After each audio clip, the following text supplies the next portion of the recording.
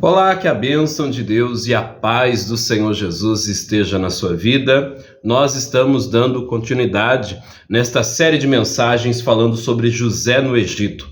Nós já falamos sobre a resiliência que ele teve, sobre o perdão que ele liberou, sobre como Deus conduziu a vida dele e ele depois viu que tudo aquilo era um propósito de Deus. Deus estava conduzindo ele para ser abençoado. E hoje nós vamos concluir esta série de mensagens e eu creio que Deus ele irá abençoar a sua vida. Nós também já vimos como Jacó foi para o Egito, como Deus agiu naquela família para cumprir uma promessa. Eu creio que Deus ele agirá na sua vida para cumprir a promessa. Qual é esta? Promessa de salvação, promessa de transformação.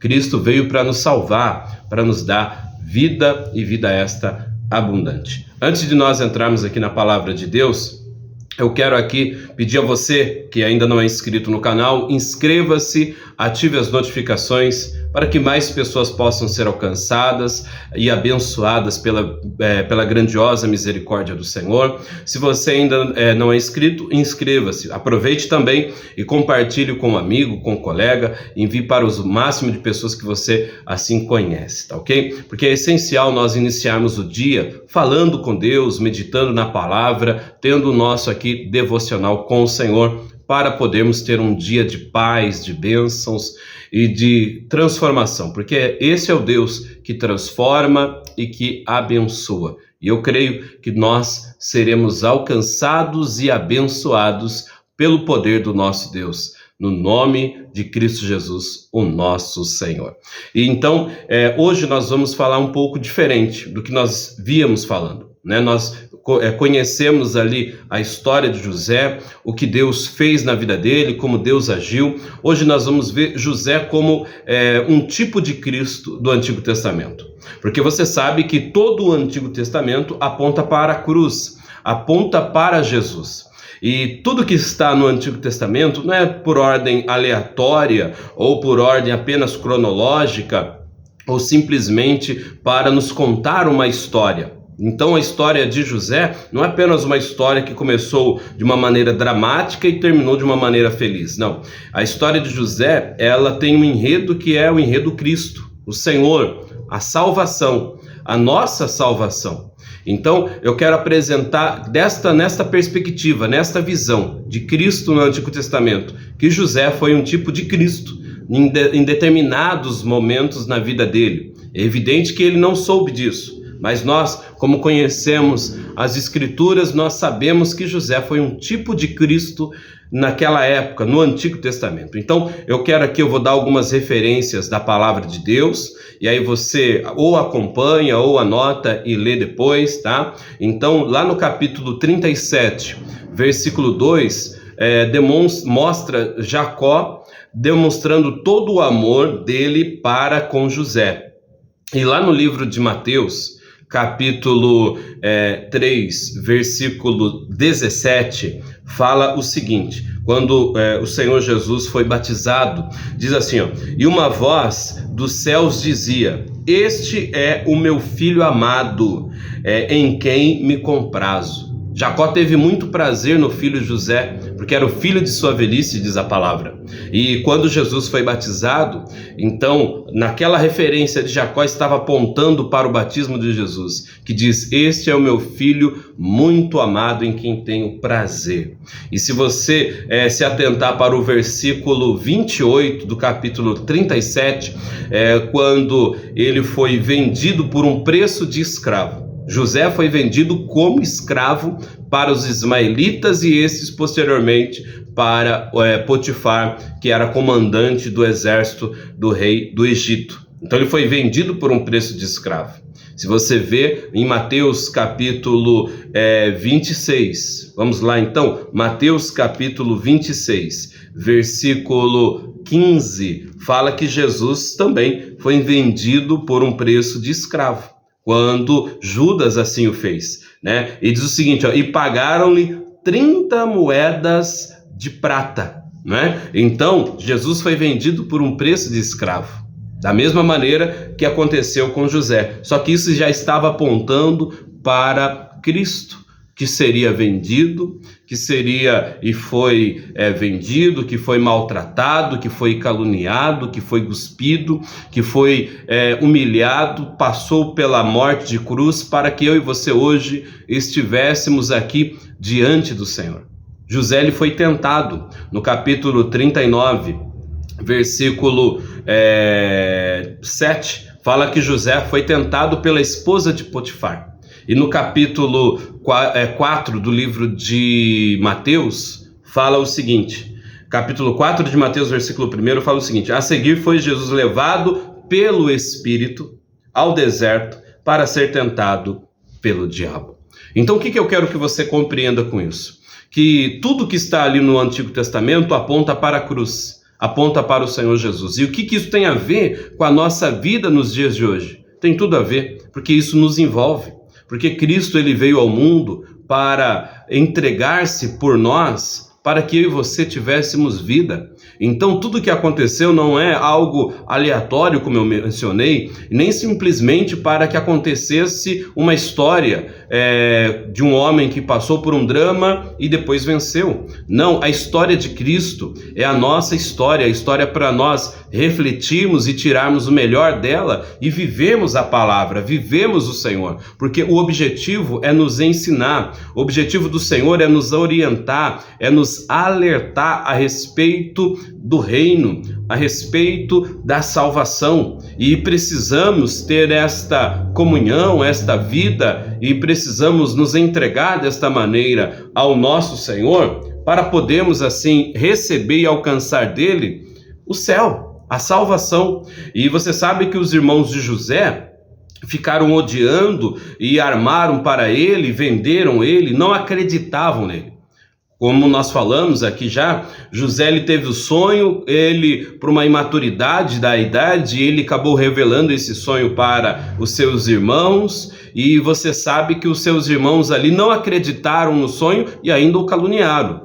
E a Bíblia fala aqui no Evangelho de João, capítulo 7, versículo 5, fala o seguinte, deixa eu ler aqui Evangelho de João, capítulo 7, versículo 5, os irmãos de Jesus não acreditavam nele. Ele pregava, ele curava, ele libertava, ia nas sinagogas, ensinava, e os seus irmãos não acreditavam. Versículo 5 do capítulo 7 do Evangelho de João, fala o seguinte, pois nem mesmo seus irmãos criam nele. Então, quer dizer, até Cristo passou por isso, pelo fato dos irmãos não acreditarem, viram e não creram, e não acreditaram. Então, quer dizer, os irmãos de José receberam aquele relato dele e não acreditaram nele. Foram crer, foram comprovar, foram acreditar após, veja bem, verem ele como governador. Depois que viram ele, que José se revelou como governador do Egito, que os irmãos deram em si e acreditaram. A Bíblia fala que Tomé não acreditava. Ele precisou ver as marcas de Jesus, os ferimentos de Jesus, para depois crer. E Jesus disse, bem-aventurado é aquele que crê e não vê. Então nós precisamos crer, para que assim, por fim, venhamos receber o melhor, a bênção, a paz, a transformação, a salvação do Senhor. Está dando para você compreender a comparação lá do Antigo Testamento, de Gênesis, da vida de José, apontando aqui para o Novo Testamento, a respeito de Jesus, a respeito da cruz, a respeito do reino do Senhor? Então veja bem, o reino de Deus é para nós. Então, a Bíblia fala que aquele que se esforça alcança o reino de Deus. E esse se esforçar não é fisicamente, mas no sentido de você crer, de você orar, de você se dedicar, de você se entregar ao Senhor. E você sabe que José, lá no capítulo 37, os irmãos ficaram com inveja da túnica que Jacó havia dado. E quando os irmãos jogaram ele na cisterna lá, para depois vendê-los, tiraram essa túnica dele. E lá no Evangelho de João, capítulo 19, versículo 23 e 24, os soldados fizeram o mesmo com Jesus. né, o despiram e lançaram para a sorte. Então, quer dizer, tudo isso estava apontando para o Senhor. E o que está acontecendo nos dias de hoje está apontando para a segunda vinda do Senhor.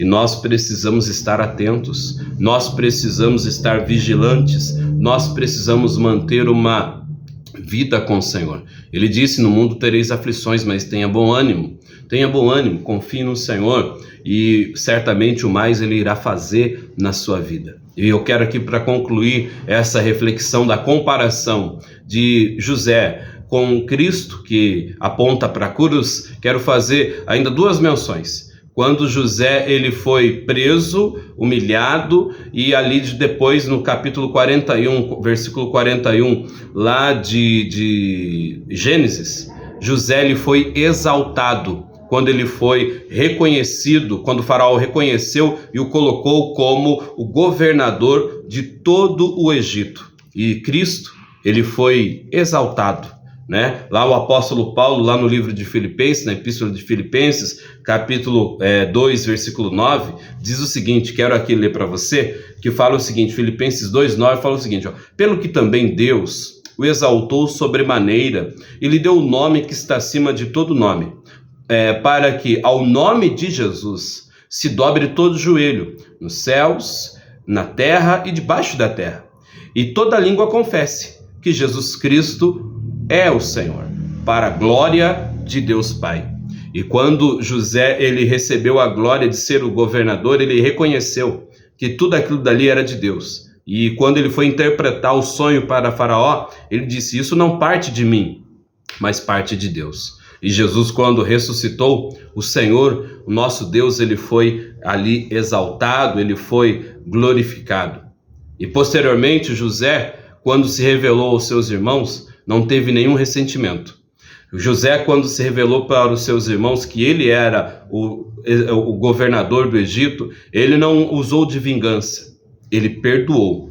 José, certa vez, ele disse, vós tentais fazer o mal contra mim, mas o mal se tornou em bênção, como se vê nos dias de hoje. E no capítulo 45, do versículo 1 ao versículo 5, fala que José, quando se revelou aos seus irmãos, ele disse, vocês estão perdoados. Não fique arrumando contenda entre vocês. Isso passou. Estou aqui porque Deus permitiu, porque Deus me trouxe aqui para ajudá-los. E Jesus, ele disse, Pai, perdoa-lhes, porque não sabem o que fazem. Lucas 23:34. Assim agiu o Senhor. Ou seja, tudo aquilo que aconteceu foi apontando para o nosso Rei, o Rei Jesus. E Ele quer trazer para nós a salvação. Deu para você compreender a comparação paralela que José do Egito foi um tipo de Cristo, apontando para Cristo, apontando para o Senhor, apontando para o Salvador, para que eu e você hoje tivéssemos uma vida plena com o Senhor, uma vida com Cristo. É isso que Ele quer entregar para nós. E diante disso, eu quero convidar você para orarmos, pedir a misericórdia do Senhor, porque através dela seremos abençoados e fortalecidos. Vamos orar então? Poderoso Deus e eterno Pai, no nome de Jesus, abençoa esta pessoa que ora comigo nesse momento. Traga paz para ela, traga vitória, abençoa a casa, a família, o trabalho. Meu Deus, o Senhor é o Deus que salva e que restaura. Que a nossa vida possa ser restaurada, transformada e abençoada, pois só o Senhor salva, só o Senhor transforma. Meu Deus, tenha misericórdia de nós, tenha misericórdia dessa pessoa que ora comigo. Envia, Senhor, anjos para ajudá-las, abençoá-las. Meu Deus, abençoa esta pessoa que envia os nomes, traga a bênção, traga paz, traga salvação, pois o Senhor salva, o Senhor restaura, o Senhor liberta. Que a bênção do Senhor que enriquece e não acrescentam dores esteja sobre nós, nos fortalecendo, nos honrando, em nome de Jesus. Amém? E graças a Deus. Glória a Deus. Muito bem, a sua vida está abençoada. Creia no Senhor e o mais Ele fará em sua vida no nome de Jesus. Segunda-feira estaremos de volta com uma série de mensagens falando sobre Neemias. Neemias foi um homem muito abençoado, temente ao Senhor e muito usado por Deus. Com sabedoria, com conhecimento, Deus o abençoou. Então, segunda-feira estaremos de volta falando sobre Neemias. Não perca, Deus ele tem bênção para a nossa vida. O Senhor vai reconstruir as nossas vidas, os nossos sonhos. Esse é o Deus que pode nos abençoar. Que Deus abençoe. Fiquem todos na paz do Senhor.